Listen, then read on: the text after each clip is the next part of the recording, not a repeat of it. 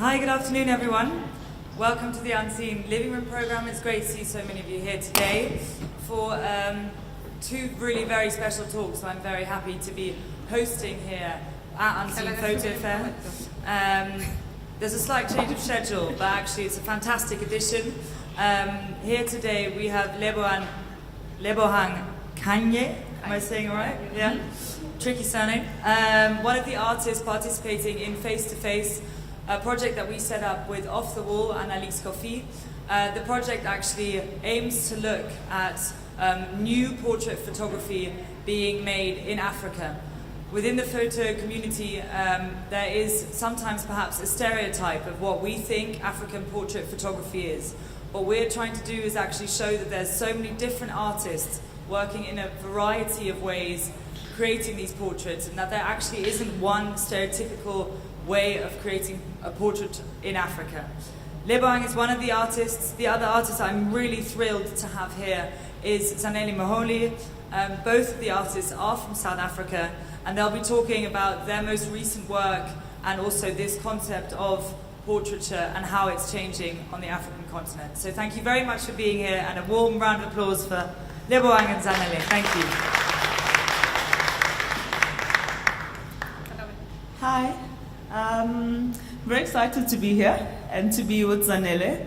I'd like to start by saying that we both went to the Market Photo Workshop, which I think is an important space in South Africa. So it's really exciting to be here and to be sharing this floor with her, coming from that space and having seen her journey and my own personal journey in photography.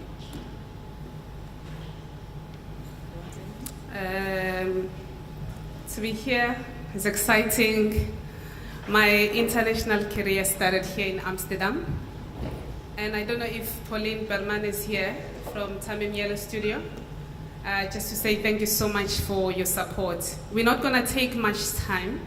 There are so many exciting people that I've met here in Amsterdam. I'll say exactly 10 years ago, I had my first international exhibition in Amsterdam. And in 10 years, I've grown and I've become a better person because of the support that I've gained from here. And I also work with Bart Blurink, who is an editor at Zem magazine. He gave me all the support that I needed, just for people who are here who might not know my background. And it's very important to say I'm in a space where LGBTI individuals are warmly welcome. And last month we had the biggest Pride, Euro Pride was here in Amsterdam. So it was really exciting to be here. And I have my daughter, Debuho Mlaudzi here, who really gave me a boost, because when I just started photography, I learned from him. I took images of black lesbians and trans people back at home in Johannesburg. And this person introduced me to Alexander Township. And it's so exciting to know that he had came to Amsterdam and seek refuge, because most people are suffering hate crimes back at home. And, got welcome here and already started an organization called Open Closet Netherlands. Yes, for some people who just joined, my name is Zanele Moholi, and I'll be sharing with you my photography. Thanks.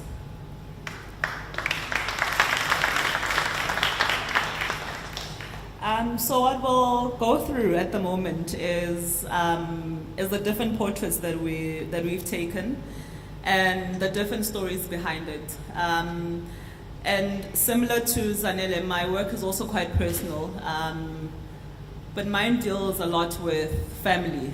So I look at family portraiture and I look at archives a lot.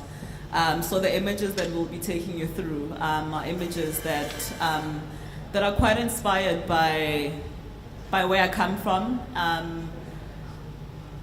by looking at family photo albums, my personal family photo albums, which is something quite popular in South Africa. We have these documents which tell our story, which isn't a story of violence, like the popular stories that come out about South Africa. So that's what we'll be looking at.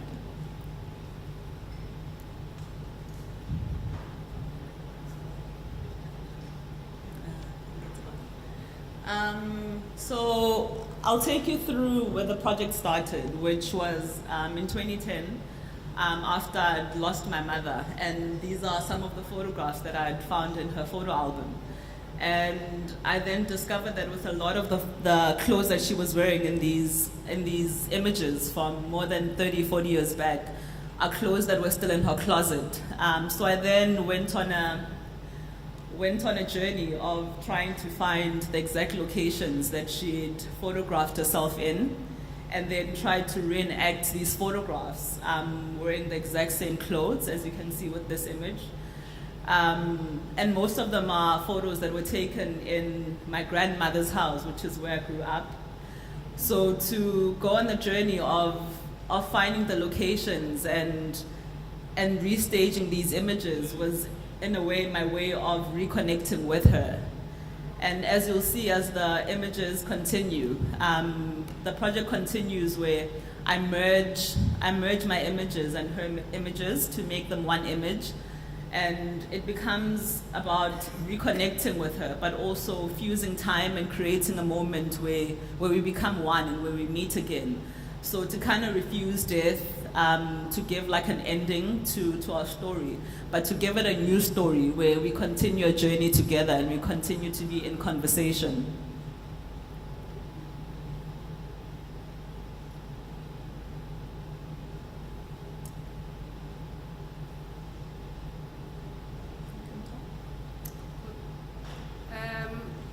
To the technical people upstairs, could you please reduce these lights so it's easier for the photos to be of the same quality? There's too much light here.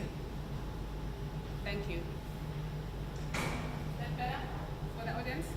Perfect. Thank you so much. Continue. Okay.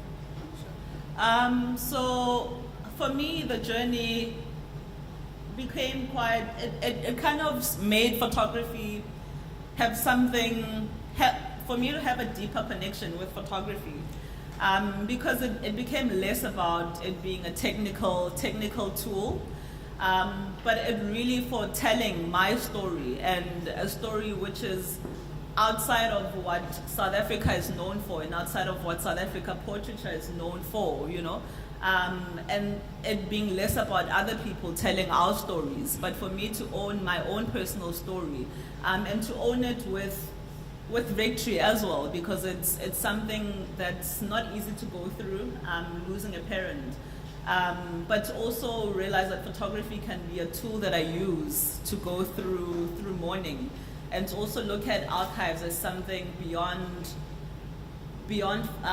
just photography, but also that a site, like these sites where my mother was photographed, that they too can become archives, that the clothes that she's kept for like 40 years, which are still in her wardrobe, can become archives. So it's just looking at the idea of photography and of archival material to be so multi-layered and to go beyond what I considered archives before going through this journey.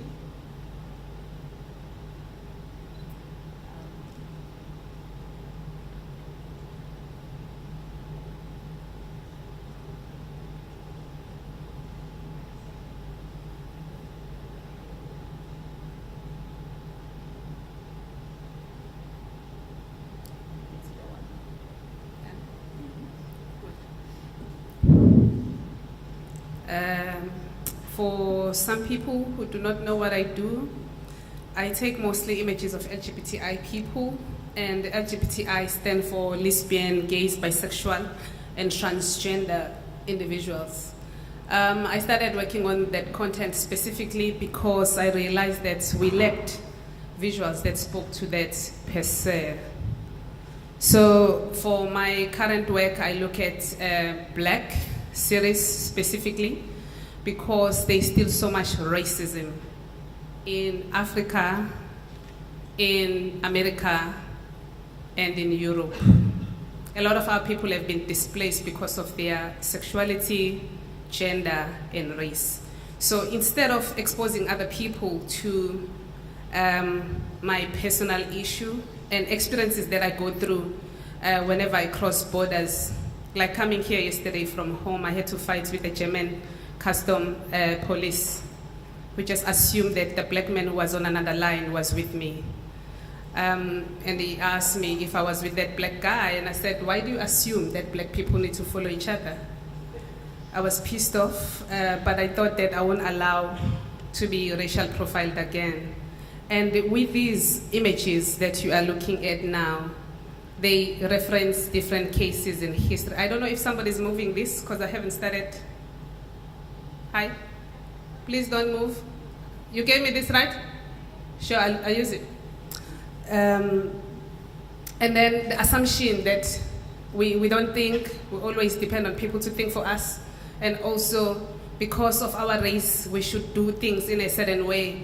So with most of the images, I wanted to challenge that stereotypical thinking around these black people in different spaces, whose lives were ever documented by the other, whose lives were colonized in Africa, whose visuals never made it into any history books unless if it was anthropological or ethnographies and sociologies that the people never understand the language.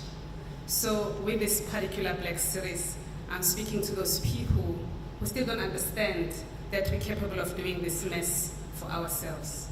The image that you are looking at on the screen is myself. It's my self-portrait, not someone photographing me and I'm using somebody's name or the ghost photographer. I shoot myself. I've tried to make sure that I photograph myself on a daily basis. This is a way in which I reconnect with me as an activist. Just to say that I'm an activist before I'm labeled artist. I call myself a visual activist. I produce images to push a personal political agenda. Maybe fine art comes after. The image was taken in Paris, and it's one of the images, and in 2014. So what you see there is a wallpaper. These days I'm creating these large images of myself because I just want to remember me. People easily forget, you know. It was taken during my residency in Paris, 2014 May. I was just going through some personal issues that most women are going through. I'm at an age where we need to go for a checkup, and it's either the womb and the breast, because we're connected between the two. It's the womb and the breast and the vagina that bleeds, that also get raped at the same time, and then you lose your case because of your sexuality. So I'm speaking to a number of issues. Yeah. The people who are standing there are my friends and friends of friends. There's my gallerist there, Yancy, who's wearing a white dress. There's my brother, Temba, who always follows me wherever I go. There's Mark Lobel, who is the director of ICP in New York. And there's me in the background. I did not grow up playing with photographs. There was no camera at home. My mom worked as a domestic worker. Unfortunately, she passed in 2009, September. And I was here in Amsterdam at that time. On the 26th of September 2009, I happened to be on residence at Tamnyele. I received the news from home that my mom passed. Some of the black images in this series are a tribute to her. So I see myself as a young self of my mom, because she never had images that she documented herself. So I have a lot of personal issues. Never mind me reacting this way. I'm excited also to be back at home, because I regarded Amsterdam as my home. I love this city. So must I press? Yes. This is a recent image that I've taken last week, and it's of prayer, and also way in which women should behave themselves when they are going through, you know, some trends, where you don't do certain things when you are having your periods. I don't know who decided on that. You don't need to drink milk, eat sour milk, mass, chocolate, all the nice things that other people indulge on. So this is a way in which I'm speaking to what I want to speak about and what I could become anytime, whenever I feel like. But this image is produced on a Sunday when we lost one of our favorite icons, a musician, a Kwaito star, and his name is Mandoza. He was buried yesterday. If you've been to South Africa, you'll remember a song called Nkalagat. And I was just thinking of what his mother was going through, because apparently he died in her hands.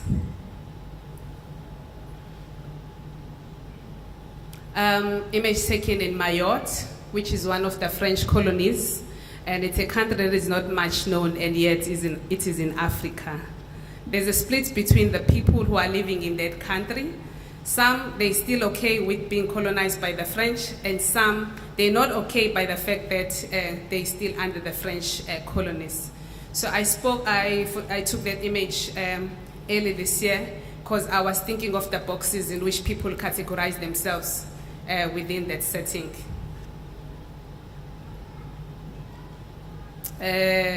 Gloves. Usually you see white gloves. When you handle things with care, you wear white latex gloves. And I was at the gallery and discovered black gloves, and I was thinking of like evidence. There are a lot of black people in different jails around the world. Some of them are there without having done anything. So innocent souls are rotting in jails around the country simply because of people's race. I wanted to speak to that particular issue per se. If you go or have visited prisons before, you'll find that there are a lot of black people in those prisons, but nobody could tell you how are they there, how they got there, and what have they done, and so on. So it's about people who are charged without doing anything, you know? And recently there's a man who was released after serving 39 years for doing nothing.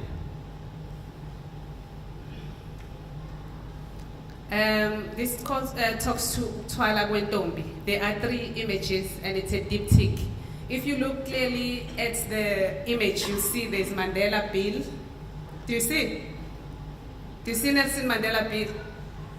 We had the first black president in 1994, and that was Nelson Mandela. And the money changed from Terre Blanche and the animals into human beings in South Africa. So that image is a way in which I pay tribute to the great man that passed in 2013, December 13.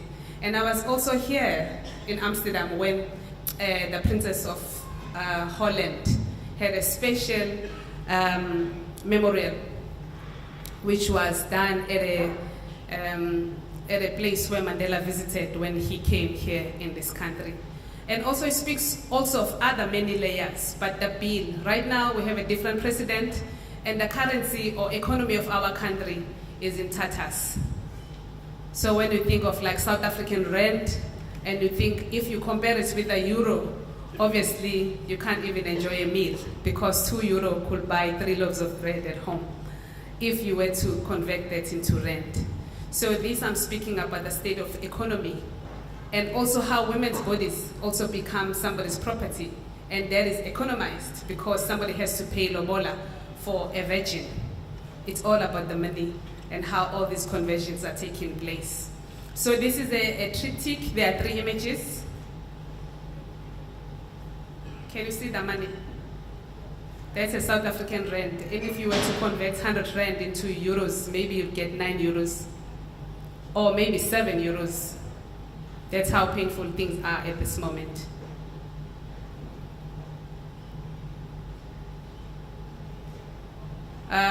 Producing images that will speak to the next generations.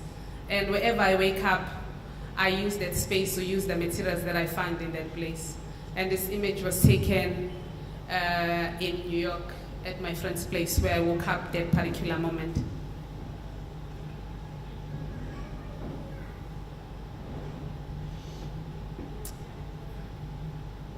Could you please reverse once? Hello, Mr. Tech? Sure, thanks.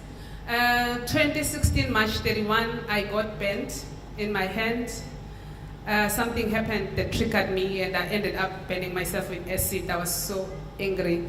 One of my assistants just formatted a disk with a lot of work that was done over a period of a year.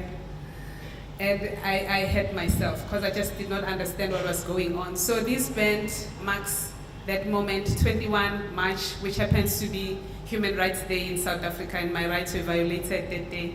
And that image was taken a few hours after I got burnt. But what is important about 21 March 2016, one of the trans men in my series, his name is Ville. He's based now in Gothenburg in Sweden. He's in Faces and Phases series. He and his wife got a child, and the child's name is Entle. So this pen marks a moment in which somebody was born the day I was bent.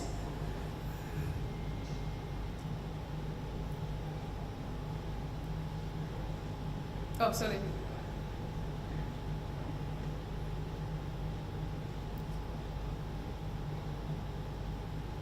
Obama's tears, the bomb's tears, New York Post. I happened to be in Ohio, US early this year, and there's so much gun violence that is happening in America specifically.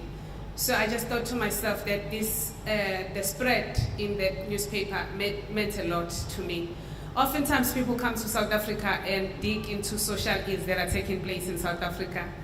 And I realized that the more we travel, the more we realize or learn about different affairs in those countries.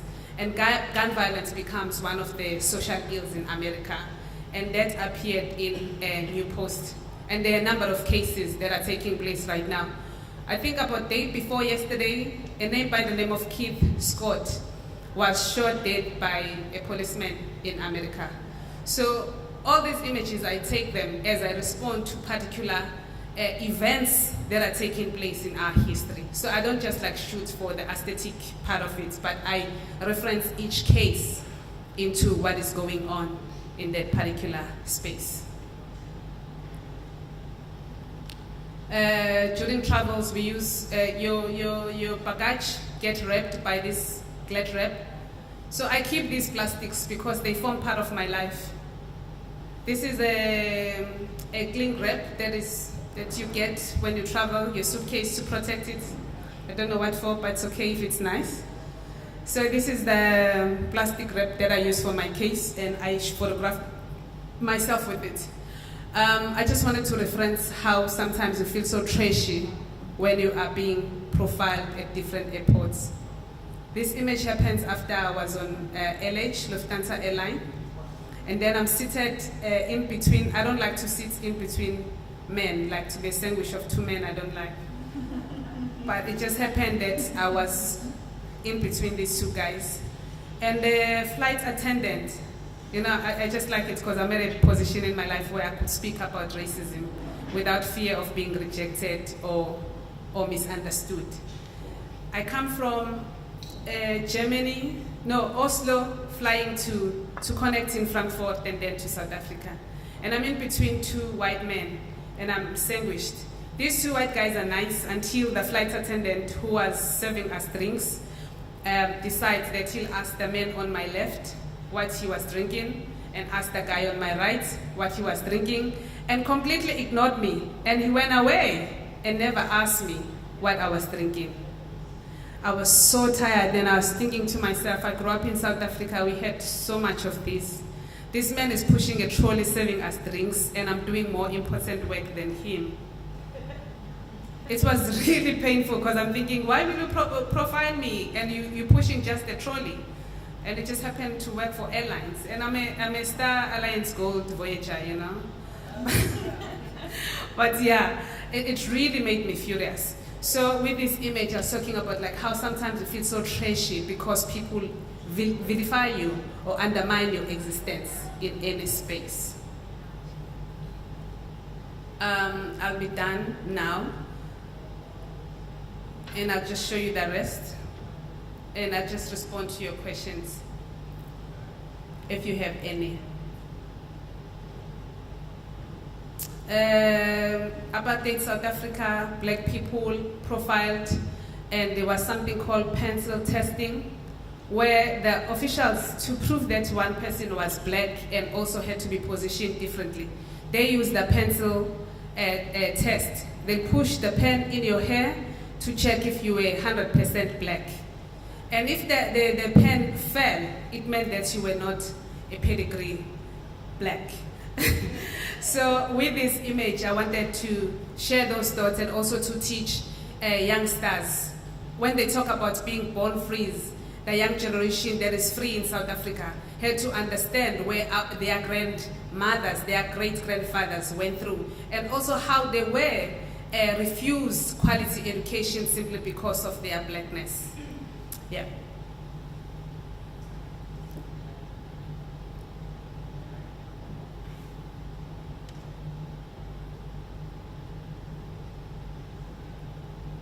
sometimes I produce images and they're requested by different organizations to donate those prints in order for them to fundraise.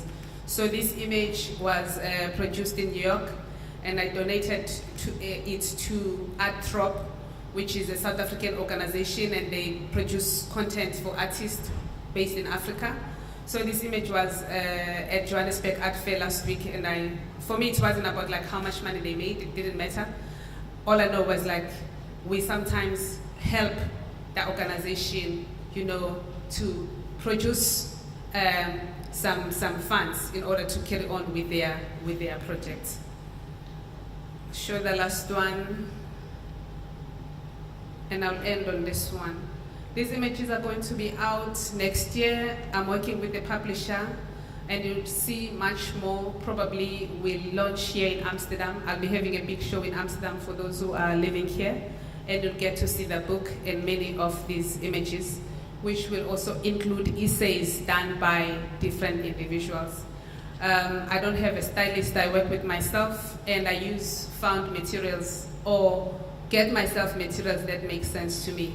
Those are safety pins, which are known by different people but used for different things. When I did that, I thought it was okay for me because I needed to speak about being in a space of confinement, how sometimes you feel like tightened and you could barely speak out. Without boring, this was Lebu's lot actually, and I requested if I could speak next to her because I like her so much. Yeah, I wasn't supposed to speak, but she gave me her time. Thank you. It's a pleasure.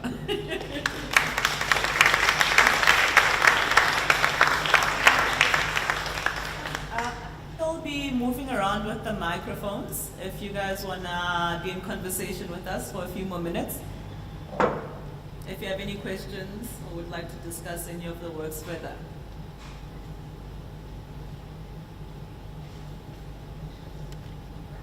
Okay, thank you.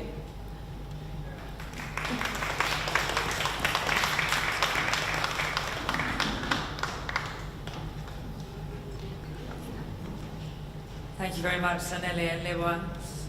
They're both, as I said, part of Face to Face, the project that's taking place on the other side of Unseen Photo Fair. So literally, if you just walk down the path to the water, you'll see both of them working their magic, and you can actually get your portraits taken by these fantastic artists. So I really urge you to go and see the project, and they'll be there also, so you can talk to them and yeah, ask any questions should you have them. So thank you both very, very much.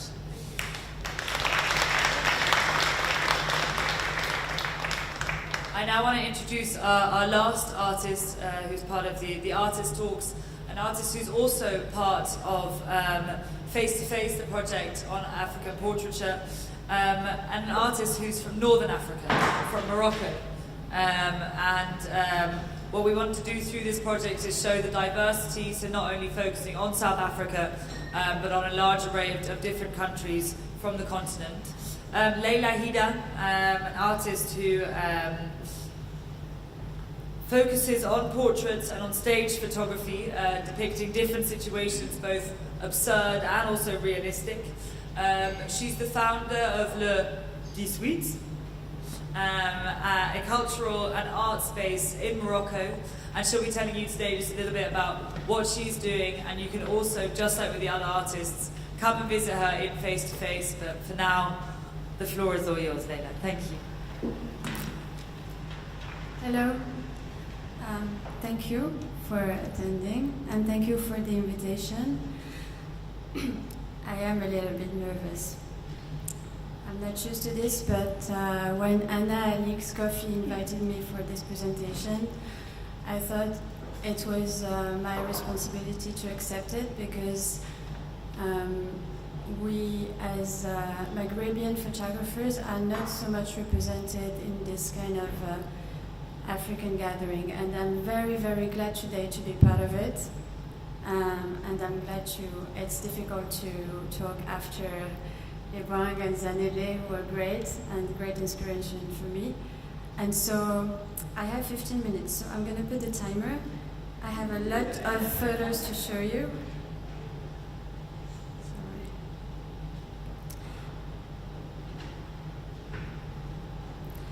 So, yeah, here we go.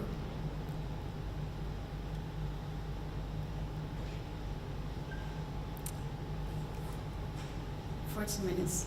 I'm going to talk about one specific part of my work as a photographer, which is a collaboration I have with a designer, a Moroccan designer called Artsy, who is also a very good friend of mine.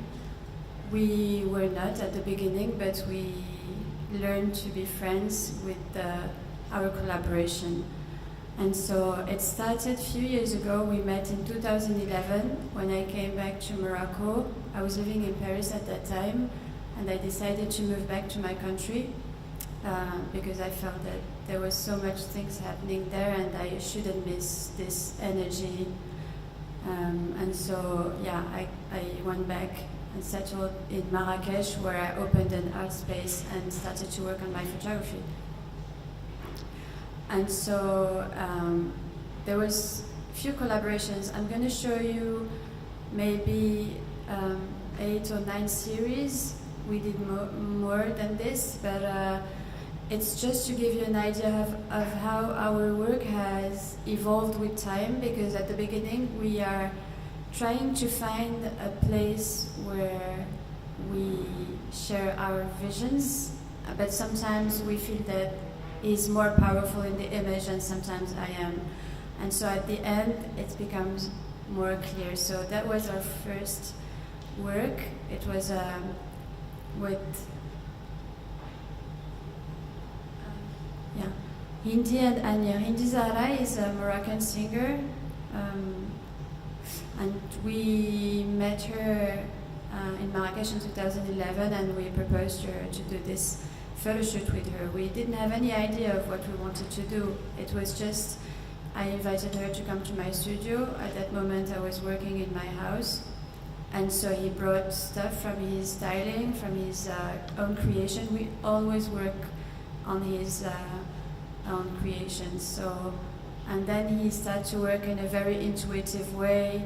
It's very fast when we work together. The shooting lasts maybe something like an hour or 2 maximum, and the rhythm is very fast. It was very tough for me at the beginning because I need to take my time. I'm more slow, I need to think about the idea before, but he's more intuitive, more spontaneous. So this is the place where at the beginning it was hard to match.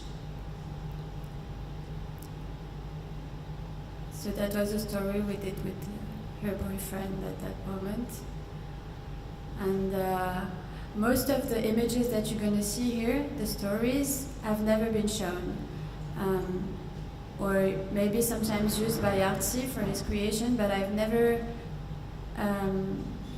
promoted this work because for me it's always been a place of research and experimenting my photography, but I never take it as a finished work. But I guess the work will be maybe in a few years the addition of all these works. So here I'm gonna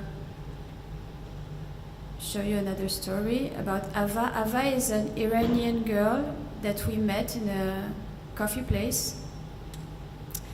She was so beautiful. We were having coffee one morning. We saw her. She was shining, but she was pregnant at that moment and a little bit tired. But even though she looked a bit not in her best energy, we decided to shoot her because she has this beautiful aura.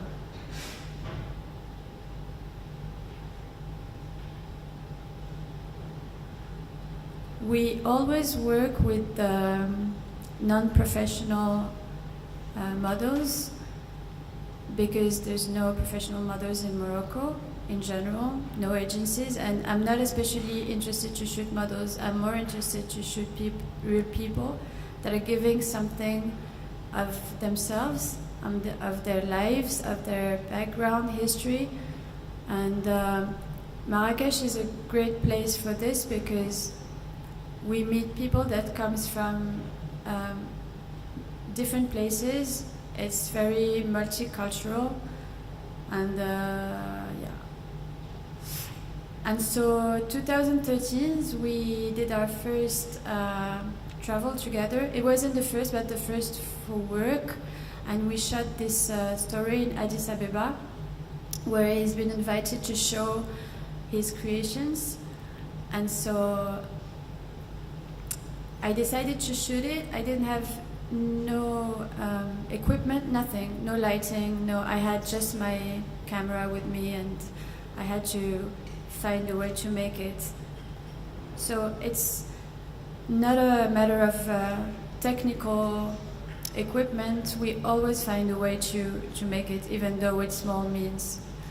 And so I did the tour of the hotel where we were staying, looking for a location that could be interesting, and it was the only big hotel, the Hilton, but in the same time it has this very old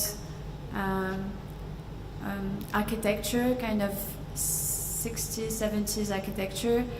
I only found this white wall on the back of the hotel, and there I called the models one after the other just to.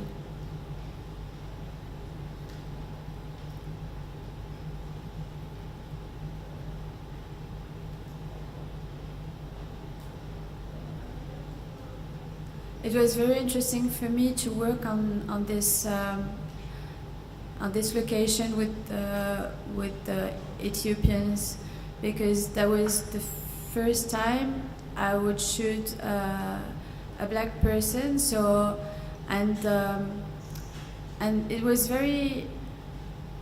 Something happens at that moment, because I realized from this trip and from this photo shoot that we are belonging to the same continent, and somehow we're connected. That something we never questioned as Moroccan or as Maghrebians, and there is a real separation when we talk about African art, African photography.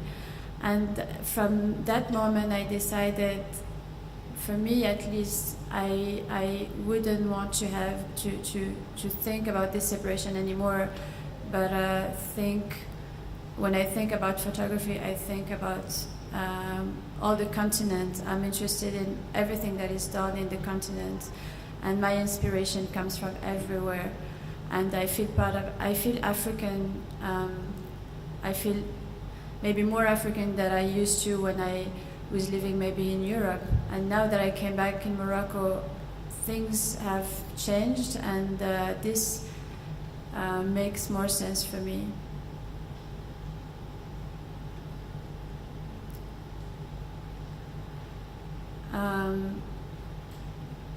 This story is, he is posing, Artsy himself, and it was a strange moment of his life, so we wanted to shoot that collection, but we couldn't find anyone. He was totally unhappy about his life, about his mood was down, so we decided he would be the model because he wouldn't approve anybody else. And so I think we were trying also to show the in which state of mind through photography the ones can be. I mean, in general, I try also to share an emotion, even though it could be a fashion.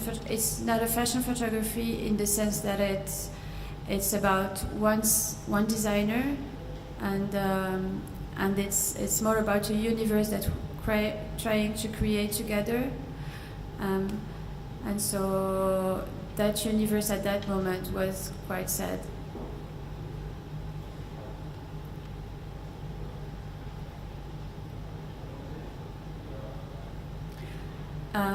I think the quality of the story is quite bad, because that year I have my computer have crashed, and so I lost all my photos. I only have like low resolution of that story, so this is what less.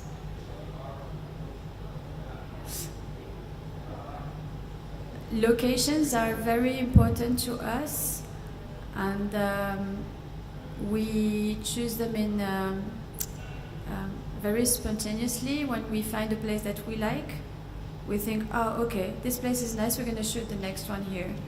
And so this location is very special because this is Artzi's family house. I forgot to say, Artzi originally, he comes from Israel, but he comes from a Jewish Moroccan family. And I come from a Muslim Moroccan background. And so this dialogue between us is very interesting because we are always researching about the other's background, culture, and we of course find out we have exactly this, we share the same culture, and a few things are different, but this difference are interesting, and this is what we try to show in our work. And so this house is his family's house that they had for 80 years, 100 years in the old Jewish area of Marrakesh. It was closed for many years, and we got the key, we opened the house, and we found treasures of furniture, of fabrics, of photos. And so he took everything he found in the house and used them to make this collection. And we shot the collection in the house.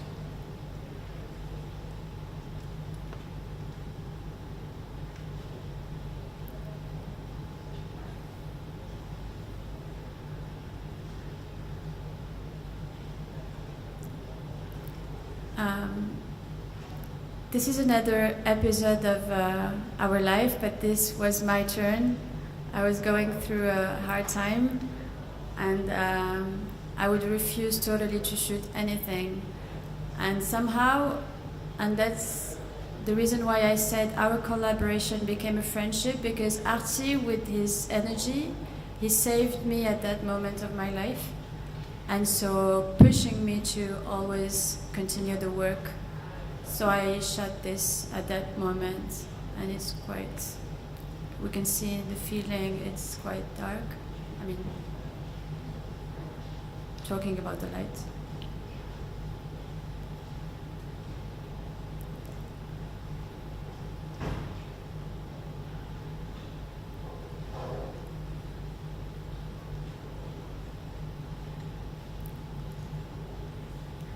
And now I'm going to show you a story that is not about his creations, his design, but it's, we reach a place where it's both of us talking.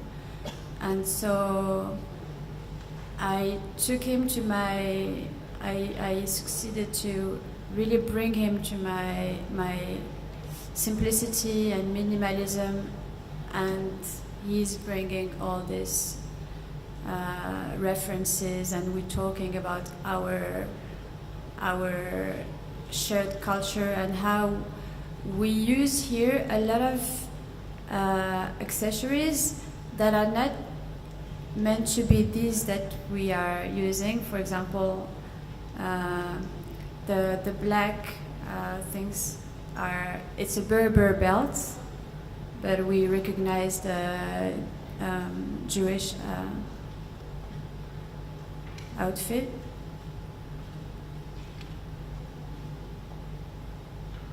We used the old photos that we found in the house. We used everything. It's also all the accessories that we found in his house.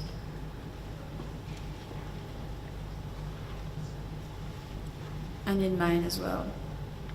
The old television. And so in this story we are questioning the beliefs.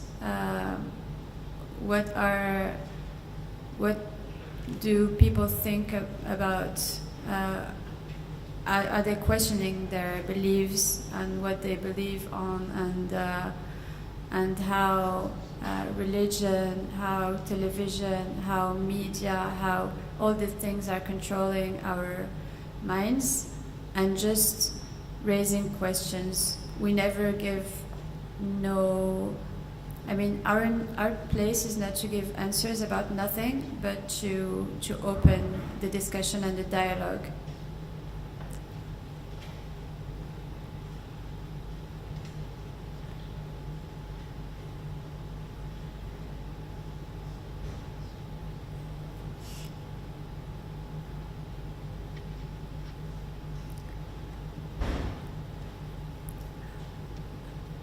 This is yeah,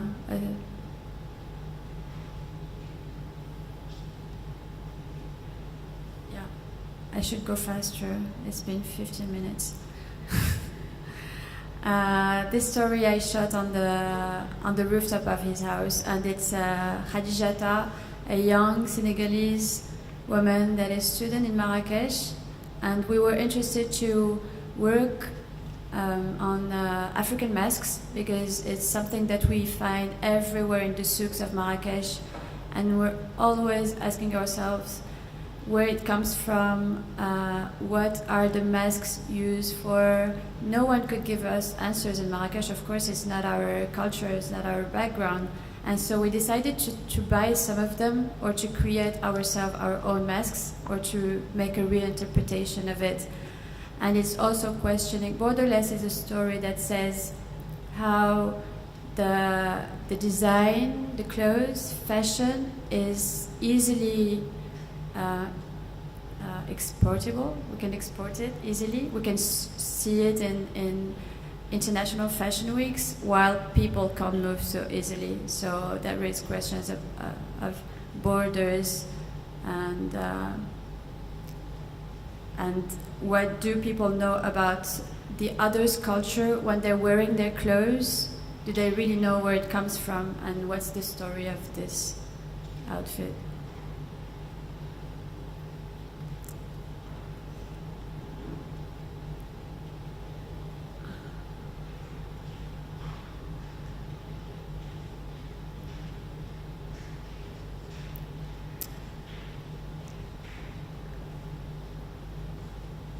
I don't know what to say about this story.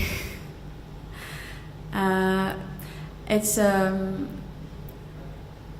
my best friend that was traveling in Marrakesh, and she was my first model when I was in Paris in 2006-07. I did a beautiful portrait of her, and I knew once I would shoot something with her. So when she came, we wanted to do this story because that was the first time it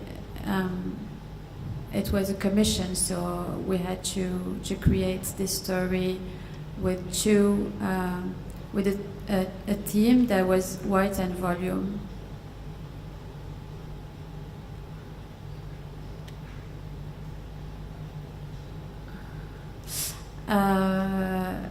That's also that's the last one. It's also to say that sometimes it could be an important matter that we are trying to talk about, and it could be just something that comes out from our discussions. And lately we were discussing many issues, and it was just a joke that I was saying, well, it's kind of tough lately, and so how can we get the money, and trying to figure out how to rob a bank.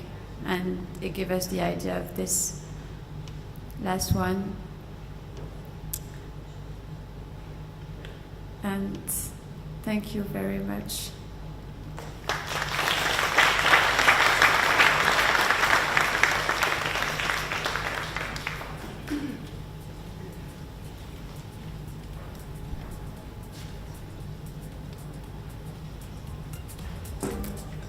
Thank you very much, Laila.